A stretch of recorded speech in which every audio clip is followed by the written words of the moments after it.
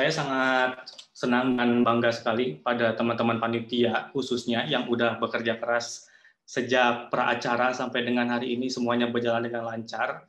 Dan kita juga memahami semua yang kita kerjakan ini berjalan seiring dengan ridho dari Allah Subhanahu wa Ta'ala. Dan di era sekarang pun kita bisa merasakan nikmat Islam itu berdasarkan perjuangan dari Rasulullah SAW dulu yang sampai sekarang hingga akhir nanti adalah perjuangan kepemimpinan ini. Bagaimana di PPI Turki kita bisa menciptakan pemimpin-pemimpin baru.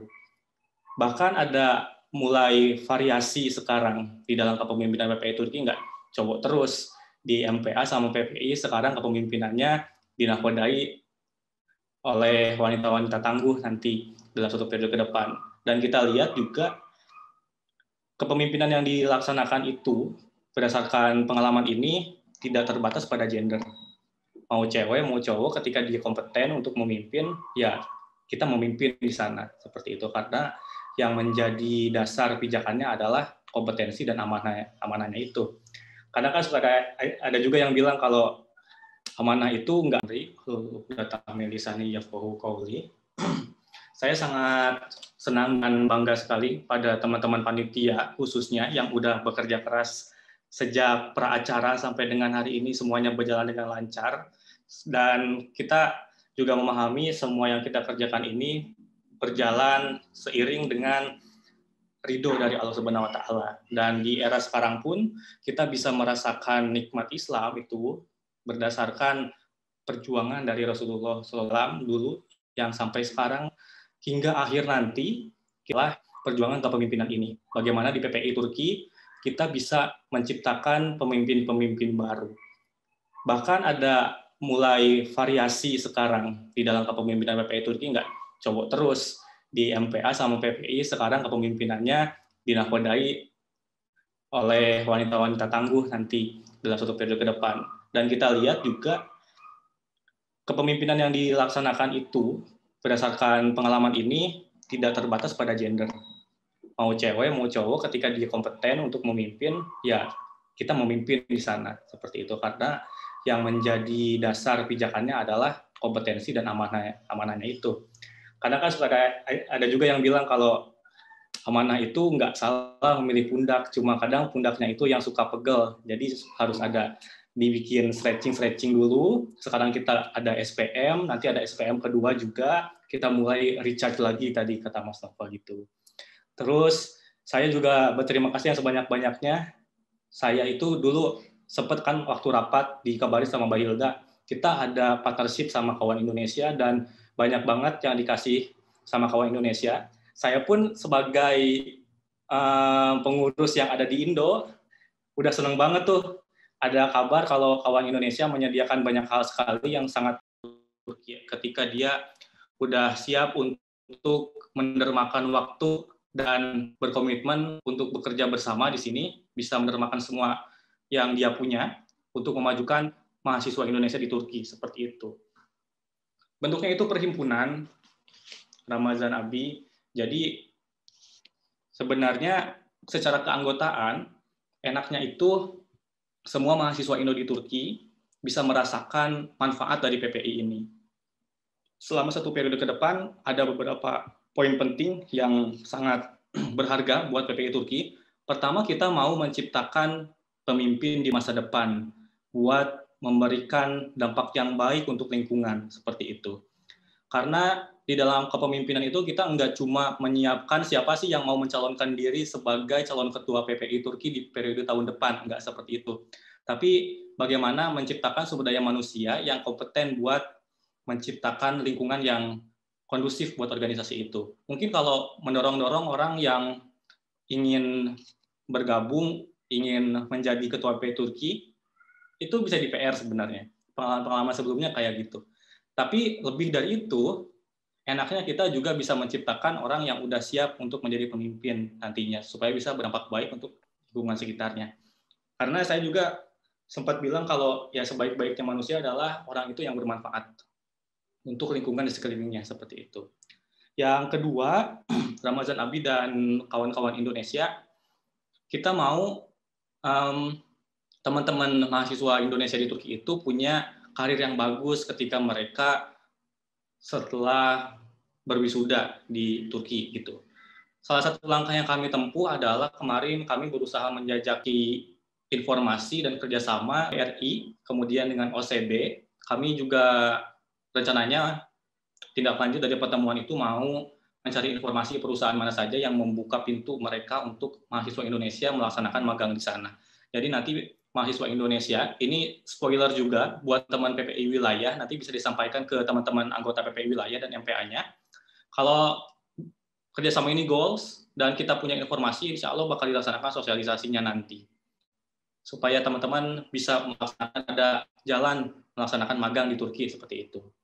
Kemudian punya kompetensi yang baik di dalam tujuan akademik mereka, karena kita memandang mahasiswa itu nggak terbatas pada yang bagainya doang, nggak terbatas pada mahasiswa yang terhadap sosialnya, tapi mahasiswa itu harus punya dua aspek itu secara bersamaan. Jadi bisa punya mahasiswa yang purna, nggak terbatas akademik doang, nggak terbatas sebagai aktivis doang, tapi harus dua-duanya. Istilahnya kalau kita mau demo, kita harus punya ilmunya dulu. Paling nggak ilmu soal manajemen aksi, seperti itu. Kita mau demo, kita punya bekal ilmu, pengetahuan, apa sih yang mau kita tuntut, dan konsekuensi dari itu semua harus membaca. Suka atau nggak suka, kita paksakan, kalau belum suka, bisa membaca terlebih dahulu. Selanjutnya, merasa aman, merasa sehat secara fisik dan mental, merasa bahagia, bisa menikmati proses sebagai mahasiswa di Turki. Begitu. Ini beberapa hal yang penting bagi PPI Turki, Ramazan Abi. Kami juga kepikiran nggak cuma berhenti di sini kerjasama kita, dan Ramazan Abi nggak kapok untuk bekerja sama dengan PPI Turki seperti itu. Jadi teman-teman yang offline di sana bisa ngobrol-ngobrol sama Ramazan Abi, bisa bercengkrama semuanya, teman-teman bisa menjalin pertemanan dan tali persaudaraan, karena di sana nggak sama dengan di Indonesia. Mahasiswa-mahasiswa Indo di sana lebih sedikit dibandingkan ketika teman-teman jelas di Indonesia seperti itu. Tapi ada advantage, kita bisa menjalin relasi secara internasional seperti itu, teman-teman. Jadi bisa dimanfaatkan, semuanya itu bisa dimaksimalkan juga. Karena ya sekali lagi, apalagi anak S2 yang saya bilangnya itu nggak lama kuliahnya, beda sama anak S1 sama S3.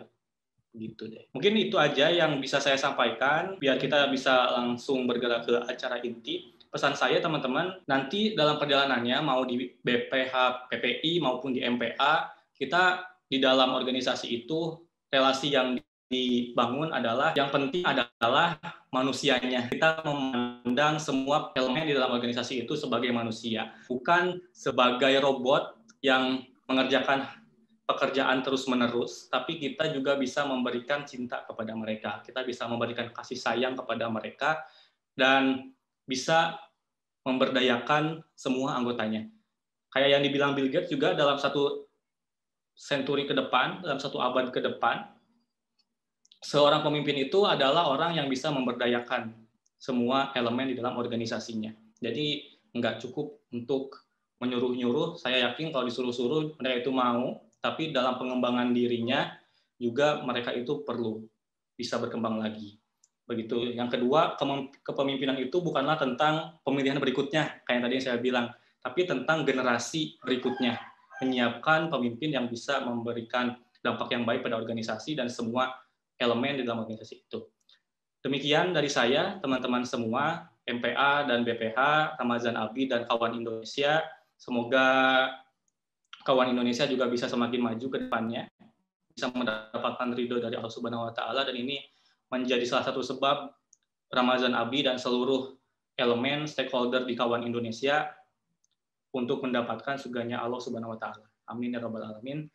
Sekian dari saya. Billahi fi sabilil haq fastabiqul khairat. Wassalamualaikum warahmatullahi wabarakatuh. Bismillahirrahmanirrahim. Assalamualaikum warahmatullahi wabarakatuh. Teman-teman, kita sekarang ini bakal dikit banyak ngobrolin soal politik, terus gimana sih soal kesadaran milenial, karena kebanyakan dari kita kan emang generasinya ini generasi milenial.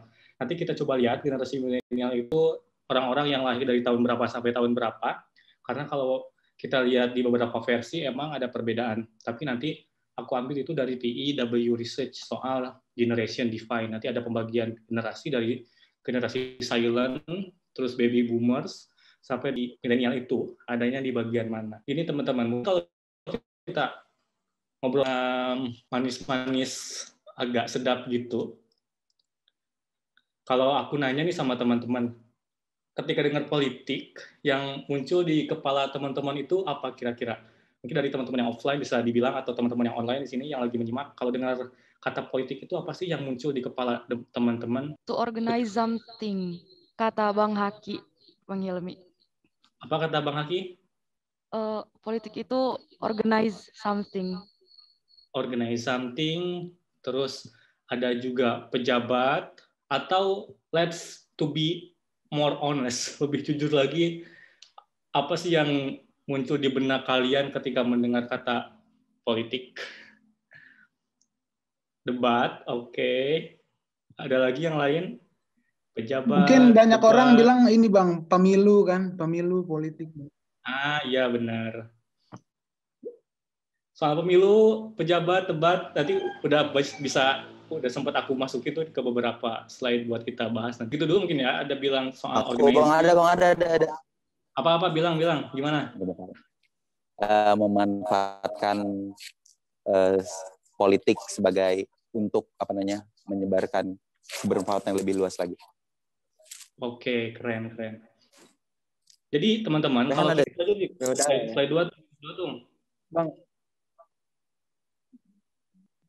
kalau di benakku itu nggak ada teman ataupun musuh abadi kalau politik. Yang abadi itu kepentingan ya? Iya, betul.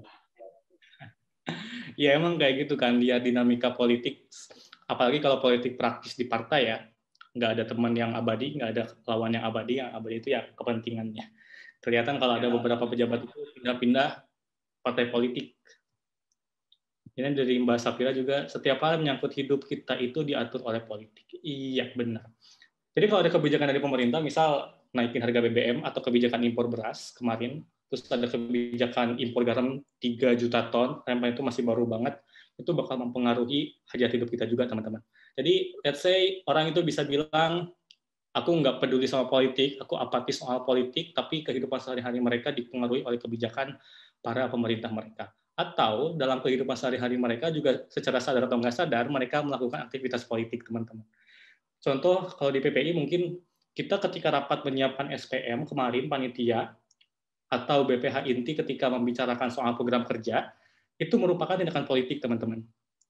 Karena semua keputusan di sana nanti akan dipakai untuk keberlangsungan hidup PPI Turki, dan kebermanfaatannya juga bakal dirasakan oleh seluruh mahasiswa Indonesia di Turki. Idealnya seperti itu. Oke, next, operator. Bang, slide-nya Bang. Yuk lanjut selanjutnya dong. Maknai politik Bang. Oke, kok di laptopku berarti belum ini ya, di laptopku berarti cuma di laptopku doang yang nggak muncul ya. Coba lanjut ke slide 2 aja tuh, slide 2 tuh.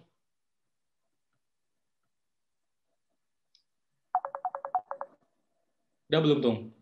Sudah Bang, sudah slide 2. Oke, jadi teman-teman, kalau kata Bill Gates, politik itu nanti sama kepemimpinan di beberapa senturi ke depan adalah orang-orang yang bisa memberdayakan orang lain, seperti itu. Sama kayak kita di sini, pasti udah ada yang lebih berpengalaman, ada yang baru bergabung, tapi di dalam perjalanannya, politik itu nanti kita, dalam kepemimpinannya juga, bagaimana kita bisa memberdayakan orang-orang di sekitar kita dalam perjalanan itu. As we look ahead into the next century, leaders will be those who empower others. Nggak cuma nyuruh-nyuruh doang, nggak cuma ngasih distribusi tanggung jawab, lu harus ngapain, gua bagian ngapain, tapi harus bisa kasih bekal keterampilan juga buat para anggotanya, seperti itu. Oke, lanjut dong. Jadi kalau di The Generation Divine, teman-teman semua, di generasi milenial itu adalah orang-orang yang lahir dari tahun 1981 sampai dengan 1996 berdasarkan PEW Research Center.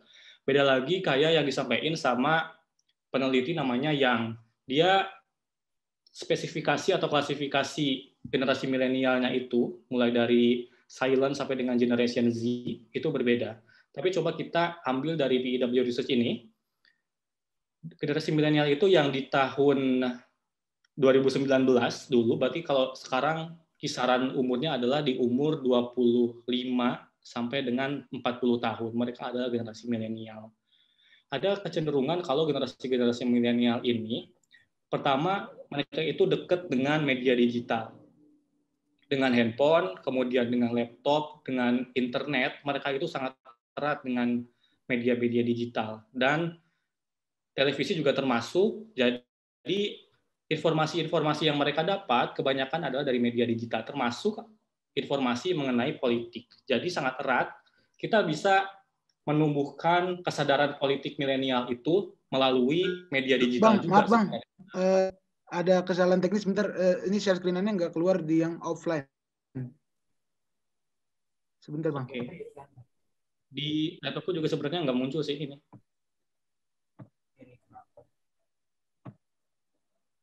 Aku sambil lanjut ngobrol aja ya. Jadi ada kecenderungan emang teman-teman di generasi milenial itu di beberapa penelitian mereka punya karakteristik kurang peduli atau apatis dengan politik. Bahkan ada salah satu riset di tahun 2012 itu nyebut kalau generasi ini relatif sangat sedikit yang mau bergabung dalam partai politik kayak gitu. Meskipun nanti saya juga bakal sama teman-teman kalau partisipasi politik itu bukan cuma gabung di partai politik, bukan cuma sekedar ikut di pemilu, nggak sebatas itu. Tapi di partai politik, tingkat keinginan mereka itu sangat rendah di generasi milenial ini. Berbeda lagi kalau sama senior-seniornya tuh di baby boomers. Mereka banyak bergabung di partai politik dengan semua drama perpolitikan mereka itu. Jadi angkatan muda yang merupakan bagian dari generasi milenial itu sering dianggap juga sebagai generasi yang paling nggak peduli dengan persoalan politik. Dulu juga kalau di kampus pas nyambut mahasiswa baru suka aku bilang, kalau kalian nggak peduli dengan perpolitikan, kalian nggak peduli dengan organisasi, itu seakan-akan kalian membohongi diri sendiri. Jadi kita yang kurang seperti itu. Saya nggak ngecek di sana, tapi kita coba lihat gimana kondisi di Indonesia, terkhusus di generasi milenialnya soal kesadaran politik mereka, teman-teman. Jadi di kalangan milenial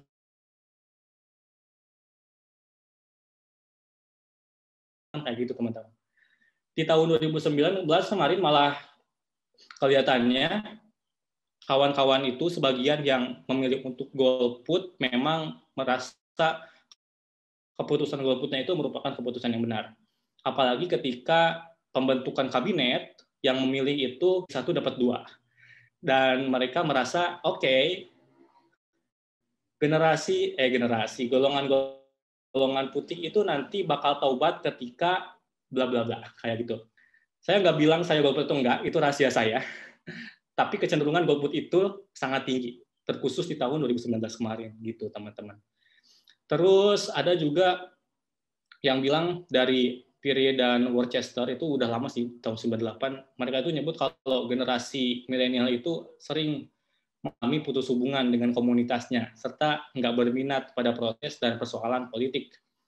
Mereka juga memiliki tingkat kepercayaan yang rendah pada politisi. Tingkat kepercayaan itu karena ya mungkin kita bisa lihat di media-media mainstream yang dimunculkan oleh politisi-politisi itu, kalau enggak kasus tindak pidana, apapun itu, mau tindak pidananya korupsi atau skandal yang amoral, atau konflik di partai politik, konflik di kementeriannya atau di departemennya, kebanyakan seperti itu. Jadi tingkat kepercayaan mereka juga menjadi rendah. Mereka juga punya tingkat kepercayaan yang rendah pada politisi, terus sinis juga tuh buat berbagai lembaga politik dan pemerintahan. Makanya di beberapa ini di slide keempat, coba tunggu di slide keempat tuh. Di next. Itu ya, I don't care about politics because politicians don't care about me. Let's say yes, they don't care about you, so their decisions will hurt you. Keputusan mereka nanti, kebijakan-kebijakannya bakal merugikan kalian. Ya, I love my country, but I hate my government. Ini emang kecenderungan beberapa teman kita yang punya tingkat nasionalisme yang tinggi, tapi kepada pemerintahannya itu ada kecenderungan kurang percaya. Ya, konsekuensi ketidakpercayaan itu memang wajar, karena bagi saya pun ada beberapa kebijakan pemerintah itu yang kurang tepat sasaran. Yang ketiga, kebanyakan dari mereka juga bersifat swing voters. Swing voters itu yang teman-teman pemilih yang belum punya pilihan yang pasti dan bisa saja di hari pertama atau beberapa minggu sebelum pemilihan bakal milih paslon A, tapi di hari berikutnya bakal pindah haluan atau bisa aja menjadi golput seperti itu. Itu kecenderungan dari generasi milenial. Tapi kalau kita lihat teman-teman, generasi milenial ini jadi tantangan. Pertama, ketika mereka nggak punya tingkat pengetahuan dan kesadaran politik yang rendah, angka itu bisa saja dijadikan sebagai lumbung suara buat calon yang nggak kompeten, tapi punya mesin politik yang bagus di akar rumput. Tapi ketika angka itu dikasih pendidikan politik yang bagus, kesadaran politik yang baik, nanti proses demokrasinya juga semakin baik, produk yang dihasilkan dari pemilunya juga akan semakin baik, seperti itu. Itu kalau kita membicarakan soal pemilu. Coba lanjut lagi, Tung. Karena politik itu nggak melulu soal pemilu ya, teman-teman. Nah, di sini kita coba memaknai politik, teman-teman. Tadi saya bilang nggak terbatas soal pemilu, termasuk pemilu PPI Turki, pilkada atau koalisi partai politik. Jadi perpolitikan di PPI juga, teman-teman, nggak cuma ketika KPU ngadain pemilu online kemarin, tapi prosesnya juga bisa berlangsung ketika seorang ketua terpilih melaksanakan tugasnya. Di sana mulai dari pembentukan program kerja, kemudian menyiapkan program kerja tertentu, rapat untuk menyiapkan gebiar Ramadan misalkan. Semua itu merupakan tindakan-tindakan yang bisa dibilang untuk kebijakan politik PPI Turki juga. Ketika PPI Turki mengadakan kerjasama dengan kawan Indonesia, kemudian dengan OCB nanti ke depan, itu nanti salah satu tindakan-tindakan kebijakan politik dan arah pergerakan eksternal keliru kalau kita ngobrol politik itu uang. Nggak ada kesejatian teman. Terus ada yang adanya penyatuan kepentingan doang, kepentingan dua partai politik berkoalisi ikut di dalam kontestasi pilkada atau pemilu. Jadi politik itu nggak terbatas di dalam partisipasi elektoral, teman-teman. Karena itu pula politik juga sering dimaknai negatif. Tapi kalau kita lihat di sini, di yang bawahnya itu, di bawah poin-poin, ketika kita bicara politik itu bisa berarti ada hubungan timbal balik antara pemerintah dan masyarakat dalam rangka pembuatan dan pelaksanaan keputusan demi kebaikan dikontekstualisasikan dengan PPI Turki. Jadi nanti kalau Mbak Hilda misal bikin kebijakan yang berdampak pada semua mahasiswa Indonesia di Turki, itu juga dalam artian lingkup politik juga, teman-teman. Dalam rangka pembuatan dan pelaksanaan keputusan demi kebaikan bersama mahasiswa atau pelajar Indonesia di Turki yang tinggal dalam satu wilayah di Turki. Itu semua nanti kebijakan-kebijakan dan langkah-langkah yang kita ambil semuanya juga bersifat politik. Dan kalau mau dibilang juga soal korupsi, itu yang membuat image politik menjadi jelek, itu juga sebenarnya bukan politik. Karena itu merugikan umat. Begitu, teman-teman. Kemudian apa lagi ya? Kalau kisruh-kisruh partai, kukira itu lebih ke taktik-taktik dalam pihak-pihak tertentu yang ya kurang elok lah buat dilihat. Nanti yang dilihat lagi kisruh lagi, kalau enggak kasus yang immoral, ya gontok-gontokan jabatan kayak gitu. Jadi itu yang memang bikin wajah politik jadi jelek. Yuk lanjut, Tung. Nah, di sini teman-teman saya mau bikin juga rincian biar makin jelas kalau bentuk-bentuk partisipasi politik itu apa aja. Tadi juga sempat kan saya bilang kalau politik itu nggak terbatas di dalam coblos-mencoblos doang. Nggak cuma terbatas di dalam pemilu atau pilkada. Jadi ada banyak cara sebenarnya yang bisa dilakuin sama warga negara, termasuk kita yang ada di Turki, buat berpartisipasi dalam bidang politik, teman-teman. Nah, istilah partisipasi politik itu juga bisa kita maknai lebih luas. Yang ya paling enggak di sini saya bilang ada 5 dimensi. Pertama itu ada partisipasi elektoral. Ini salah satu hal yang minimal sih berkaitan sama politik, kecuali kita ngobrolin soal isu-isu politik itu sebenarnya ya konsekuensinya paling rendah. Tapi ada yang lebih tinggi lagi berupa electoral participation atau partisipasi elektoral. Kita datang ke bilik suara, ke TPS, memilih, itu bentuk partisipasi elektoral, teman-teman. Yang paling simpel contohnya. Jadi berupa partisipasi kita nih orang-orang buat ngelakuin pemungutan suara, termasuk ngasih suara pada saat pemilihan umum, kayak gitu contohnya. Yang kedua, consumer participation. Di sini saya tuh bilangnya apa? Mana sih? Consumer participation atau konsumsi politik. Itu apa sih konsumsi politik? Contohnya itu teman-teman mencakup kegiatan buat ngasih sumbangan untuk amal, buat donasi, melakukan boykot misal boykot produk luar negeri, boykot produk-produk dari negara tertentu, boykot apalagi ya pokoknya misal dari kelompok-kelompok yang rasis, ada brand-brand yang rasis, boykot misalkan. Itu contohnya adalah consumer participation. Yang memboikot itu adalah konsumennya.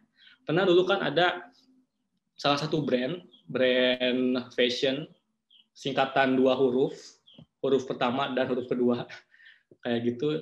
Dia pakai modelnya bocah cowok berkulit hitam, tapi narasi yang dia pakai itu narasi yang rasis. Setelah itu muncul boykot, tapi seiring jalan, seiring waktu, itu udah lewat dan kembali normal lagi. Itu salah satu contoh consumer participation, and that is politics. Atau ketika teman-teman menandatangani petisi di change.org, itu bentuk politisi juga, teman-teman, bentuk politik. Termasuknya ke dalam konsumsi politik atau consumer participation. Jadi gitu. Ada beberapa aspek yang saya ingin buka pandangan teman-teman kalau beberapa tindakan juga itu termasuk ke dalam partisipasi politik. Dan melakukan konsumsi politik ini, atau dengan kata lain, consumer participation merupakan tindakan warga masyarakat sebagai konsumen politik yang kritis. Gitu. Selanjutnya ada party activity, berupa ya tindakan jadi anggota atau pendukung aktif partai politik, terus melakukan pekerjaan sukarela, itu termasuk ke dalam aktivitas partai. Teman-teman ngelakuin protes, bikin demonstrasi, bikin aksi menolak Omnibus Law, itu contoh protes-protes yang termasuknya juga tindakan politik. Terus apalagi ya, misal bikin pernyataan sikap berkaitan dengan kebijakan tertentu dari pemerintah berupa protes atau setuju mendukung pun itu merupakan partisipasi politik juga, teman-teman. Selanjutnya ada contact activity. Mungkin dari teman-teman ada yang pernah menghubungi Gubernur Jawa Barat misal, atau menghubungi Presiden Jokowi, pernah menghubungi Presiden YTB atau Pak Erdogan secara langsung, baik itu lewat email atau ngobrol langsung lewat telepon, itu berupa partisipasi politik juga, teman-teman. Jadi harapannya nih setelah saya ngobrolin menyinggung soal partisipasi politik, ada kesadaran juga di teman-teman kalau yang gue lakuin ini juga tindakan politik, dan tindakan politik ini bukan tindakan politik yang negatif seperti itu. Karena yang negatif-negatif kayak korupsi, kemudian rebut-rebutan jabatan, ada transaksi jabatan di belakang kabinet, misal di belakang departemen kementerian tertentu, itu ya kukira bukan untuk kepentingan umum, bukan untuk khalayak banyak gitu. Oke, lanjut Tung. Nah, ini ada juga penelitian teman-teman kalau generasi milenial itu terkhusus misal di Inggris, Amerika, tingkat. Sebelum ke sana, saya mau bilang generasi milenial itu jumlah populasi penduduk Indonesia yang kisaran usianya itu 15 sampai 34 tahun saat ini mencapai 34%. Itu udah banyak banget tuh, 34% dari 270 juta orang. Pasti jadi lumbung suara yang besar kalau di pemilu doang ya. Tapi kalau kita lihat kayak yang dibilang sebelumnya, generasi itu kurang tertarik tuh sama keterlibatan atau partisipasi mereka dalam politik konvensional karena berbagai alasan lah. Karena itu juga mereka lebih nyari atau pilih jalur yang lebih mudah diakses buat berpartisipasi. Misalkan jadi relawan dan jadi aktivis konsumen. Jadi kayak boikot di Twitter, bikin hashtag, kemudian menjadi relawan di kejadian bencana alam tertentu. Itu ada kecenderungan dari generasi milenial, pergerakannya demikian. Terus generasi milenial ini juga generasi penerus yang nantinya bakal jadi bagian dari pemimpin bangsa, teman-teman. Jadinya partisipasi politik mereka nggak cuma politik pemilu ya, nggak cuma itu doang. Sekali lagi saya bilang itu. Terhadap negara ini dari sekarang itu udah dibutuhkan banget. Ada satu penelitian yang dilakukan itu sama Little, nama peneliti, gambarin kekhususan generasi milenial di Inggris sama di Amerika Serikat. Kemudian itu berbeda sama penggambaran kelompok usia yang sama di Amerika Serikat, teman-teman. Kaum milenial di Inggris itu kurang tertarik buat berpartisipasi dalam organisasi relawan. Mereka juga umumnya kurang terlibat secara sosial dan politik di Inggris kayak gitu. Meskipun politisi yang aktif mewakili kepentingan mereka juga lebih umum, lebih banyak yang mengatasnamakan generasi muda, generasi milenial, politisinya, tapi mereka cenderung kurang tertarik buat berpartisipasi di dalam sosial politik. Terus dibandingin nih sama dulu waktu pemilihan Barack Obama dan Boris Johnson, dia ngejelasin gimana sih masing-masing kandidat bisa berhasil memenangkan suara dari generasi milenium di Amerika Serikat dan di Inggris. Tapi gini teman-teman, bedanya pemuda di Amerika Serikat dan reformasi penuh harapan. Dulu itu Obama bilangnya yes we can, dia bilang kayak gitu. Sedangkan kalau anak-anak muda di Inggris itu pilih Boris Johnson sebagai cara memprotes wali kota London sebelumnya, yaitu Ken Livingstone. Dia kecewa sama Ken Livingstone. Terus bentuk kekecewaannya adalah nggak memilih dia lagi, tapi memilih Boris Johnson. Itu perbedaannya. Tapi kalau anak-anak di Amerika Serikat memilih Barack Obama itu karena ada harapan baru yang dinilai baik dari Barack Obama, seperti itu. Makanya nggak kayak pendukung Obama, pendukung Johnson itu cenderung kurang aktif berkampanye buat kandidat mereka. Makanya di penelitian itu juga sempat sih ngusulin kalau penekanan yang beda pada layanan masyarakat di kedua negara. Kayak gitu. Dan ya satu negara dengan negara lain berbeda, terus gimana sih dengan partisipasi politik anak muda di Indonesia? Oke, terus gimana dengan Indonesia? Kita lanjut tuh. Ini yang bakal kita banyak obrolin juga sih teman-teman sebenarnya, partisipasi politik milenial. Kita ini sebagai generasi milenial banyak dapat informasi. Pertama paling banyak itu di media online, 80,5% kita pakai media online. Sama kayak kita mempublikasi press release itu di media online juga, di Kompasiana, di Kumparan, atau mungkin nanti ada yang di website ya. Karena memang kebanyakan dari kita lebih dekat dengan gadget, khusus handphone yang paling banyak digunakan, terus laptop, terus televisi. Televisi ini yang biru lebih sedikit dibandingkan media online. Maka nanti kalau kita mau coba membangun kesadaran politik, itu bakal erat kaitannya dengan menggunakan media online. Habis itu yang ini nih, grafik-grafik di bawah ini, partisipasi menjadi anggota pendukung partai politik itu yang gimana ya bilangnya? Kebanyakan mereka bilang kalau politik itu biasa aja. Terus yang paling digunakan itu tadi ada media online. Kalau kita bicara di nomor satu ini di sini nih. Nah, kalau partisipasi mereka sangat rendah, dan ya partisipasi mereka sangat rendah di nomor 1, jumlahnya juga paling besar. Terus hanya berkisar 5,2% sampai 5,8% itu udah 5,6% juga bilang nggak aktif jadi anggota dan pendukung aktif partai politik. Itu kali di sini 75,6%. Ini riset yang dilakukan sama Kominfo. Saya coba sharing ke teman-teman. Ini bukan dari Hilmi, tapi dari Kominfo. Generasi milenial yang bilang partisipasi politiknya itu rendah dan mengkritisi kebijakan pemerintah itu sangat banyak, 75,6%. Ya, sisanya yang mau dan menganggap tinggi itu ada 4 orang doang dari respondennya, 2,3%. Gitu. Udah rendah banget. Kita udah di next belum? Oke. Ini partisipasi mereka ikut kegiatan organisasi. Lagi teman-teman, di demonstrasi itu di paling kiri ini, di angka 1, nunjukin kalau partisipasi mereka itu rendah. Dan paling banyak emang mereka enggan buat mengikuti kegiatan demonstrasi. Ini bukan jadi hal yang negatif sebenarnya, tapi kalau kita mau cermati lagi, kesadaran mereka buat ikut terlibat dalam politik itu kemungkinan besar bukan lewat organisasi atau demonstrasi konvensional lagi. Bisa jadi bukan dengan turun ke jalan.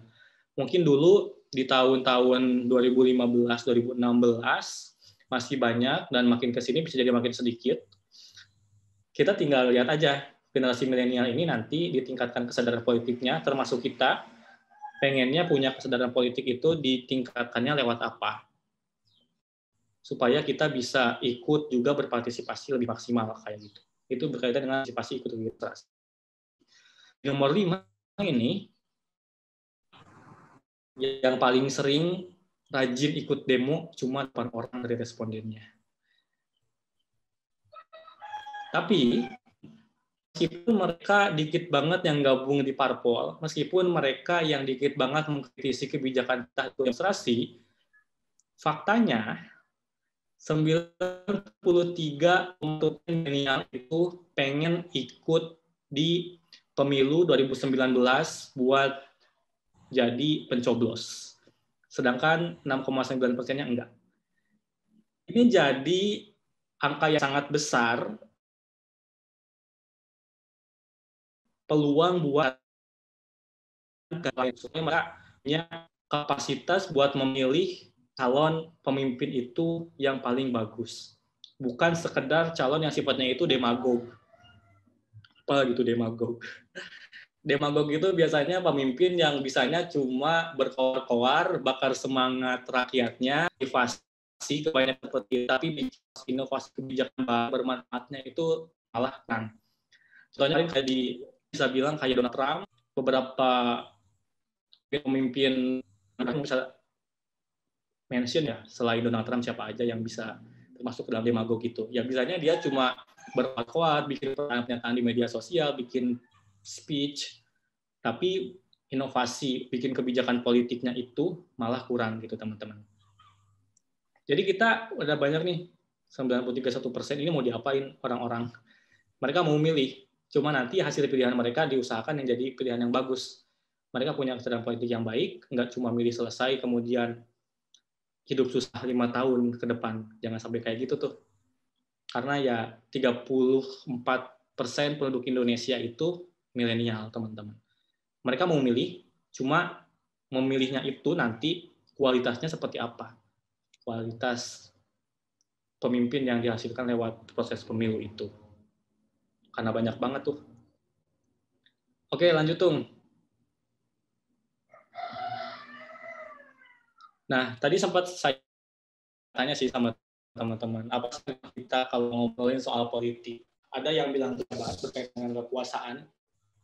Saya coba konfirmasi, ini riset yang dilakuin sama JetUp, sekitar tahun berapa ya, sama JetUp ini, dia bikin riset ini kurang dari 10 tahun yang lalu, dan ya paling banyak mengira kalau politik itu kotor.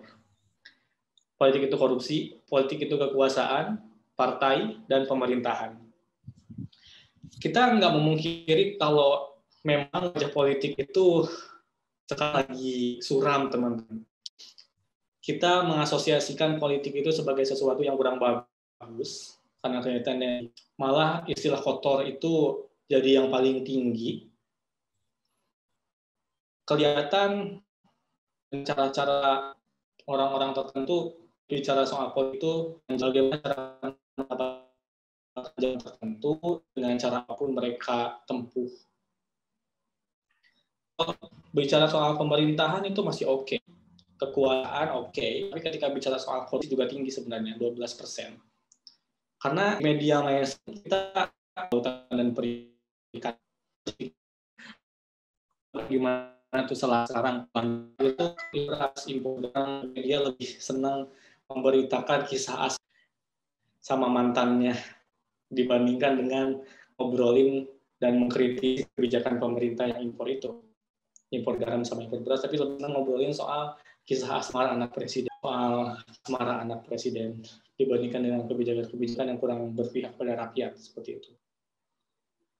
Oke, kita lanjut nih. Apatisme politik generasi ini sangat tinggi, teman-teman, mencapai 62,3%, nggak mau mengikuti pertimbangan isu politik terkini. Oke, kita lanjut tuh. Generasi milenial, kita dekat banget dengan TV, dekat banget dengan laptop, tablet, terus handphone. Dan di sana kalau kita mau kritis buat menyaring informasi, karena kita kan sekarang bukan kekurangan informasi, tapi kita sekarang kebanjiran informasi. Tinggi informasi yang baik sama informasi yang jelek, informasi yang benar, atau informasi yang hoax. Bisa sebagai konsumen informasi yang bijak. Kadang kalau udah kebanyakan informasi kayak gini, tiba-tiba banyak orang jadi ahli. Ada tiba-tiba orang jadi ahli politik, tiba-tiba orang jadi ahli ekonomi, tiba-tiba orang jadi ahli pertahanan, ahli perang. Ada ahli ketatanegaraan, ahli hukum bermunculan di sana. Yang jadi PR adalah gimana kita cara menjadi awam malah. Bagaimana kalau ini bukan bidangku, coba kita lebih banyak mendengar terlebih dahulu dibandingkan dengan lebih banyak berbicara. Saya kira menempatkan diri sebagai orang awam itu adalah salah satu bentuk kebijaksanaan diri. Bagaimana kita bisa mengukur apa yang diucapkan atau enggak, ketika saya ucapkan itu benar salah, ketika benar bermanfaat atau lagi, ketika bermanfaat ucapkan memang ada filter. Selanjutnya, generasi milenial ini nggak cuma pengen perubahan, tapi juga benar perubahan sendiri, perubahan bangsa. Selanjutnya akan berbicara dalam pemilu legislatif dan pemilu presiden. Oke ya, kita lanjut tuh, belum berubah ya di laptopku. Nah, gini teman-teman, kita bisa melihat permasalahan tingkat apatisme generasi milenial tadi. Kemudian hal yang menarik buat diperhatikan tadi sempat saya bilang. Selanjutnya langkah-langkah buat meningkatkan kapasitas. Saya sempat mikir sih kemarin waktu pikirnya dari permasalahan yang ada, potensi kondisi yang ada sekarang kayak gimana. Teman-teman, kita berharap bentuk kesadaran generasi milenial itu enggak semata-mata soal pemilu doang, tetapi jadikan media sosial itu sebagai ruang publik. Ya, mungkin sebenarnya kajian politik, kajian hukum, kemudian bisa bikin pendidikan juga di sana. Kayak kita sekarang di forum SPS komunitas. Komunitas ini maksudnya masyarakat, teman-teman. Pendekatan yang nanti bisa muaranya adalah kebermanfaatan buat masyarakat. Penting buat membangun komunitas yang enggak berbasis fisik doang, tetapi juga secara online.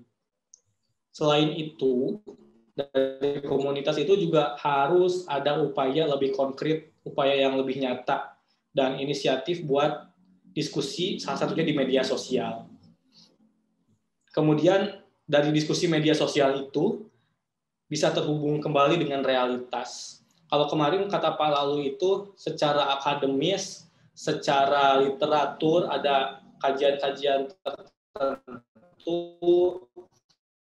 tapi kurang bisa terhubung dengan bisnis atau lebih luas di industrialisasi, di pengembangan masyarakat. Saya percaya kalau orang-orang Indonesia itu pada pintar-pintar, mereka punya konsep yang bagus, pemberdayaan masyarakat dengan berbagai model, dengan berbagai organisasi. Tapi sekarang bagaimana memaksimalkan itu semua supaya lebih membumi, supaya kebermanfaatannya lebih terasa, teman-teman. Nah, itu juga dari komunitas harus ada upaya konkret kan tadi itu terus terhubung kembali dengan realitas. Realitas di sini mengumpulkan orang dalam mengkritisi kebijakan politik dan bisa kasih solusinya juga. Ada penelitian itu yang dilakuin sama namanya itu Isnaini, penelitnya itu di tahun 2017. Dia nyebut kalau dalam sudut pandang komunikasi politik, apa yang dilakuin oleh generasi milenial itu dengan menggagas gerakan relawanan, teman-teman. Gerakan-gerakan relawan itu banyak di kalangan generasi milenial, termasuk di PPI. Gerakan-gerakan donasi, gerakan-gerakan untuk membantu korban bencana alam, itu banyak dilaksanakan oleh solidaritas teman-teman generasi milenial. Itu bisa jadi indikasi kesiapan mereka buat menjadi aktor politik. Nah, wujud aktor politik tersebut sebagai aktivis yang bisa menjembatani kepentingan masyarakat dengan pemerintahnya, serta buat mencapai proses berdemokrasi yang lebih jujur, lebih adil, dan lebih transparan. Terus generasi milenial ini juga melalui partisipasinya ketika dia bergabung di partai perubahan dengan cara mereka sendiri. Nah, pendidikan politik ini juga teman-teman bisa dilakukan sama berbagai organisasi mahasiswa di tingkat pergerakan, BEM, AMJ, termasuk PPI bisa bikin pendidikan politik. Kayak di kampus, itu ada beberapa partai kampus.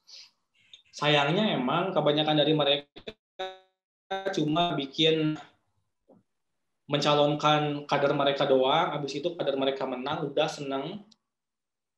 Si A dari partai gua, habis itu pendidikan politik buat kader partainya sendiri itu kurang. Pendidikan politik buat mahasiswa umum itu kurang. Jadi dalam konteks nanti ketika pemilu di Turki, teman-teman bikinnya itu gitu sampai akhir perusahaan. Jadi dukungan dan kesadaran politik generasi milenial ini akan terbentuk jika terus-menerus terpapar media digital yang berisikan sosialisasi atau berita tentang kampanye mendukung kebijakan-kebijakan pemerintah yang positif. Mengingat generasi ini termasuk generasi pengguna media digital kayak internet, media sosial, dan lain sebagainya. Media sosialisasi tersebut bisa dalam bentuk film, pesan teks yang menarik, serta video digital di media sosial maupun media online lainnya. Kayak microblog atau bikin pendek, mudah buat dicerna gitu deh. Lumayan haus ya ngobrol hampir 1 jam nih. Oke, lanjut tuh ke slide thank you. Habis ini kita ngobrol ini teman-teman, kita coba diskusi tanya jawab. Oke, Bang. Bu, ini berarti boleh forum tanya jawab, Bang ya? Yuk, gaskeun. Offline dan online, silakan jika ada yang dipertanyakan kepada narasumber kita, Bang Hilmi Priliadi. Kayaknya nggak ada tuh. Ada aku aja. Nggak ada, Bang. Oh, ini ada peserta offline, Bang. Oke. Monggo. Silakan. Ini juga apa? Kalau tadi bikin dulu ke slide yang nomor 3. Tanyakan, Bang. Kalau makasih. Oke. Siapa yang nanya tuh?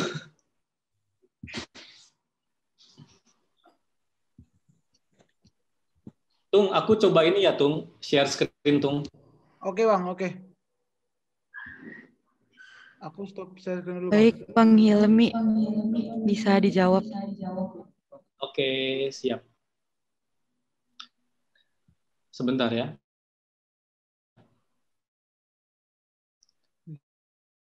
Aku coba share ini salah satu rilis berita dari PEW dengan generasi Z. Tapi kalau dari kebanyakan dari kita yang memang generasi Z, yang kebanyakan lahirnya itu di tahun berapa tadi? Di tahun 97 sampai dengan tahun 2012. Ini salah satu contoh sih. Nah, ini ada milenial, ini sama generasi X sih. Pertama, kalau dibandingin dengan generasi X, baby boomer ini masih rendah, teman-teman. Kepentingan-kepentingan yang berdampak pada kehidupan hajat hidup mereka. Terus, di generasi Z, kalau berarti kayak teman-teman 97, kayak saya sih personally emang 97 juga. Punya kecenderungan yang mirip dengan para generasi milenial, teman-teman.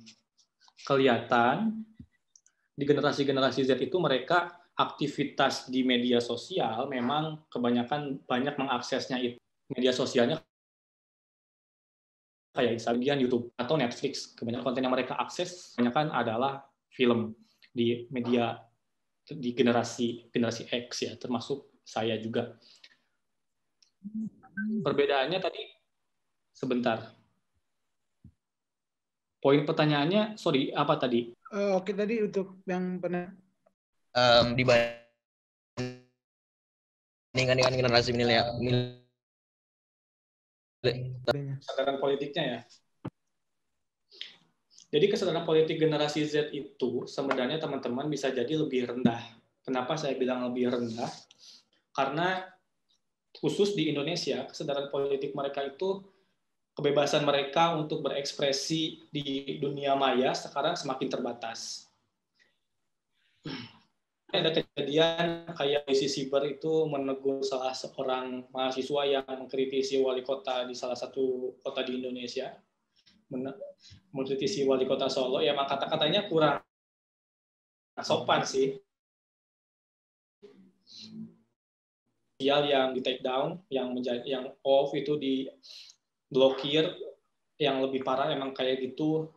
Terus ada juga media sosial yang di DM dikasih teguran, tolong dong hapus postingan kamu yang tanggal sekian, postingannya tentang apa itu minta tolong dihapus. Kukira dengan demikian proses demokrasi itu menjadi terhambat. Dalam artian semakin kesini juga bagi generasi Z, mereka perlu menemukan saluran baru buat menyampaikan partisipasi politik mereka.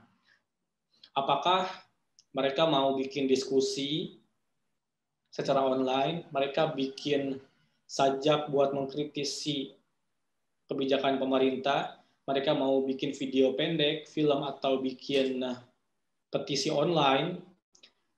Di bagian generasi Z itu nasibnya emang nggak berbeda jauh dengan generasi milenial. Kalau dibilang lebih baik kesadaran politiknya, paling enggak mirip sama generasi milenial, teman-teman. Saya nggak jamin kesadaran politik mereka lebih baik.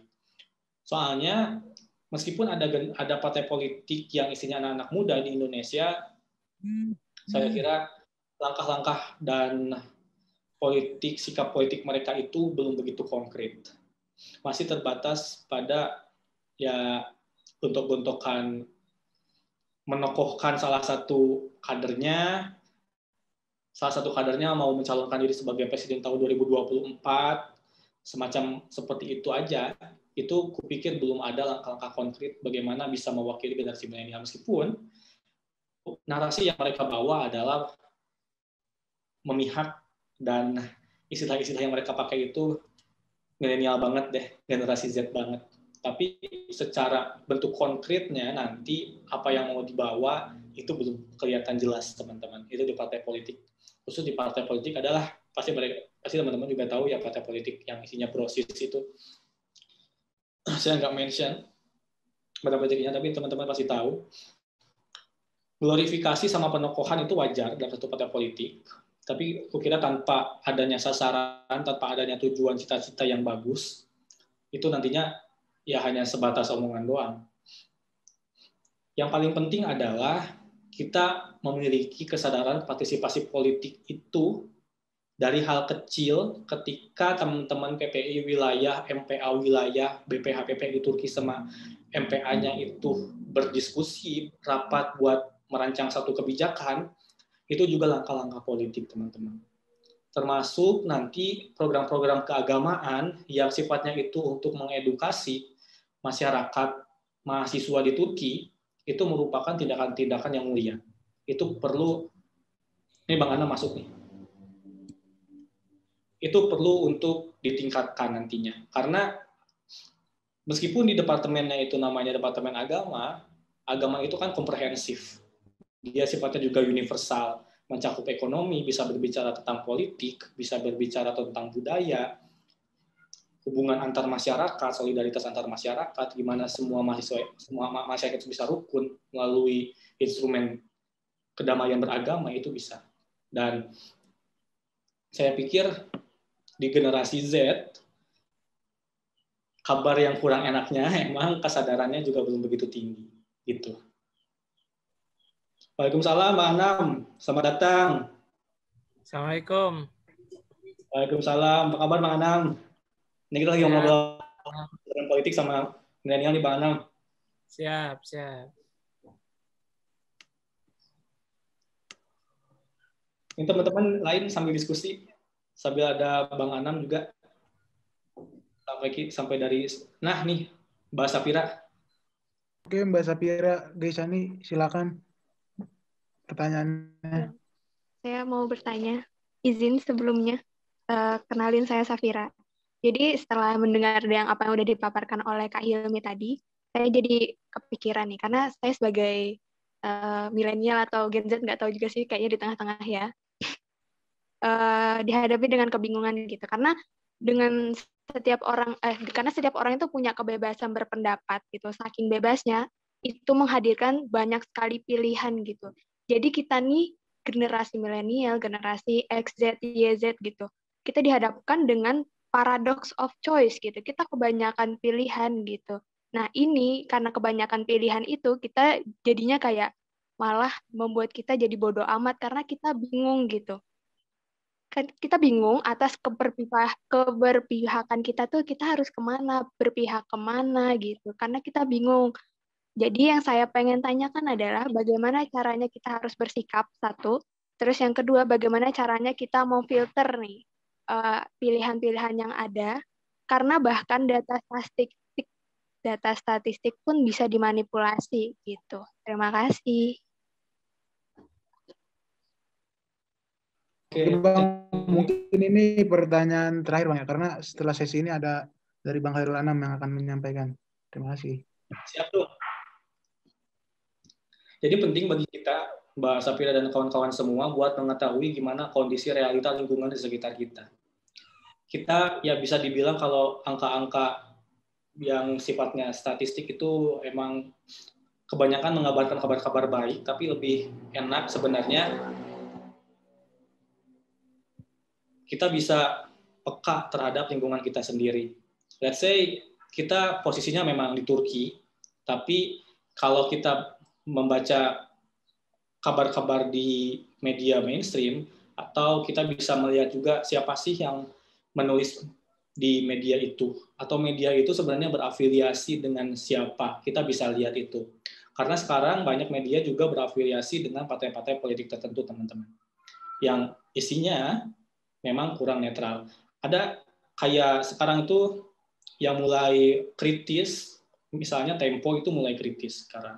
Kukira itu bisa jadi salah satu acuan juga bagi teman-teman buat membaca soal independensi dari Tempo sendiri. Tempo sendiri itu kan bilang independensi adalah ruh kami. Dia bilang kayak gitu Tempo. Sampai sekarang, semoga Tempo itu bisa istiqomah. Jadi gitu, Mbak Safira. Satu media mungkin yang bisa direkomendasikan itu Tempo. Terus, kita harus lihat sih realitas sosial di sekitar kita. Persis sih kayak yang dibilang kayak Tahan Malaka tuh, kalau orang yang udah sekolah dengan petani yang punya cita-cita sederhana dan mimpi yang biasa-biasa aja, yang bekerja dengan cangkul, tapi mereka merasa gengsi buat bergaul dengan mereka, punya kepekaan sosial yang rendah, mendingan pendidikan itu ditiadakan sama sekali. Itu ekstrimnya dari Tan Malaka bilang kayak gitu, karena penting banget buat kita selain punya prestasi akademik yang bagus, juga punya keberpihakan terhadap kaum baik rentan secara ekonomi, rentan secara kesehatan, kayak rentan secara kesehatan teman-teman di lingkungan kita yang mengalami stunting, secara ekonomi yang hidup di bawah garis kemiskinan, yang punya gizi buruk seperti itu. Karena ekosistem di Indonesia, kalau di negara-negara sebagai negara barat itu ada partai-partai hijau, ada di sebagian negara partai hijau itu memenangkan pemilu, tapi di Indonesia belum menunjukkan ke sana. Itu lebih bisa kasih ke kita opsi yang lebih banyak dibandingkan dengan partai-partai yang berhaluan agama, partai-partai yang terbatas berhaluan nasionalisme. Kalau ada partai-partai yang berhaluan ekosentris misal, yang berpihak pada keberlanjutan lingkungan, itu bisa kasih angin segar lagi tuh buat kita dan bisa memvariasikan pilihan politik kita. Itu sih intinya, kita harus peka terhadap lingkungan sosial di sekitar kita, Mbak Safira. Kita bisa meneliti lembaga-lembaga mana yang independen, lembaga mana yang nggak independen. Karena itu sangat berpengaruh banget. Gitu. Terus, oke, Bang, ini mungkin ada satu pertanyaan lagi, Bang. Oh, boleh deh. Gitu ya, Mbak Safira. Semoga menjawab. Dari Kak Azhara Laili. Permisi, Bang, izin bertanya, bagaimana pandangan Bang Hilmi tentang politik yang kotor, memicu generasi milenial untuk berkecimpung dengan politik? Silakan, Bang, pendapatnya. Ini salah satu sikap yang disayangkan juga sih dari para politikus-politikus, baik di tingkat kabupaten, tingkat provinsi, ataupun politikus-politikus di tingkat Senayan. Karena yang ditunjukkan oleh media dari mereka itu kebanyakan adalah hal-hal yang negatif. Jadi image politik yang sebenarnya itu punya tujuan yang mulia, tujuan yang baik untuk keberlangsungan hidup rakyat banyak, tapi lebih diasosiasikan pada istilah-istilah yang kurang bagus, kayak korupsi, kemudian ada skandal yang, kalau aku bilang kayak skandal-skandal pembunuhan kan ada juga tuh.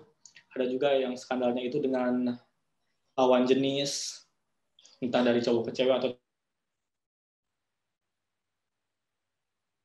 yang ditunjukkan adalah bukan hal yang positif. Media membicarakan seperti itu karena memang yang dimunculkan oleh para politisinya juga jelek. Saya sikapnya sangat menyayangkan banget sih kayak gitu. Pandangan saya itu harus dihilangkan sedikit-sedikit. Jadi nanti kawan-kawan yang terjun ke dunia politik udah bisa langsung membawa gagasan, bawa visi yang jelas. Terlepas dari mesin politiknya itu bagaimana, tapi udah bisa menunjukkan keberpihakan, bawa visi yang jelas, bawa gagasan yang jelas, dan bisa konsisten sampai dengan nanti teman-teman terpilih, sampai masa baktinya teman-teman itu udah selesai. Atau ketika nggak masuk di dalam sistem pemerintahan, teman-teman bisa mengabdikan diri di berbagai tempat supaya nanti bisa mendidik juga mahasiswa generasi milenial ini, karena banyak banget ya 34% penduduk Indonesia ini generasi milenial. Pandangan saya nggak suka sama tindakan-tindakan yang kurang bagus karena partisipasi politik itu sangat luas, sedangkan yang dimunculkan adalah sangat terbatas banget. Jadi pendidikan politik itu sangat penting, teman-teman. Atau nanti kalau di PPI Turki ada partai, mungkin partai buat mengusung ketua PPI misalkan, terus mau bikin pendidikan politik, entah ya, mungkin bisa aja suatu saat ada kayak gitu. Nanti bisa yang nyalonin Atung itu partai A, sama wakilnya siapa dari partai lain yang mencalonkan Misal Mas Samhan Daud, nanti ada lagi partai B. Jadi ya nggak ada kemungkinan sih kayak gitu. Asalkan ya pendidikan politiknya jalan. Gitu.